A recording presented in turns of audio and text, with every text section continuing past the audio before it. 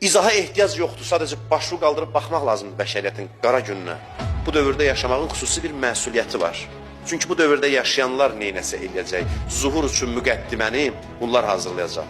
Heç kəs yaxasını kənara çəkməsin, elə bilməsin ki, bu kimin söhdəsindədir. Əgər bizim qeybdə imamımız varsa, o imamın gəlişinə zəmin hazırlamaq, burada oturan insanların, məni dinləyən insanların, bu dövrdə iman gətirən insanların işidir.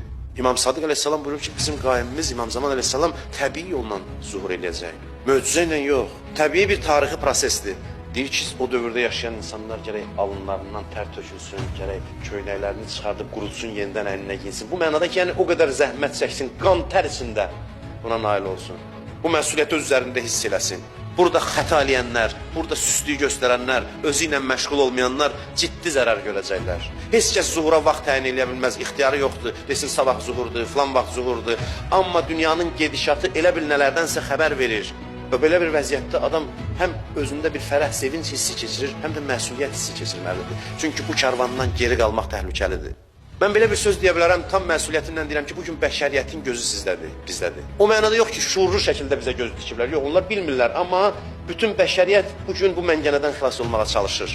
Artıq yaşamaq mümkün deyil, dünyanı görürsünüz, boğulur insanlar. İzaha ehtiyac yoxdur, sadəcə başını qaldırıb baxmaq lazımdır bəşəriyyətin qara gününə.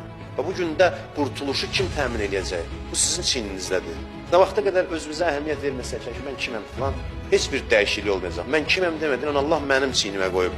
Dünyanı mən dəyişəcəm. Bu iddiada ol. Bu təkəbbür deyil, Allaha sığınmaqdır. Allahın bizdən olan gözləntisidir. Əsas məsələ, hadisələrin epicentri inanclı camiyyədir, inanclı insanlardır, dindarlardır. Əsas məsələ bunların keyfiyyətidir. Hər şey burada həll olunur. Bunların keyfiyyət göstəriciləri zuhur prosesinə bilavasitə təsir göstərir.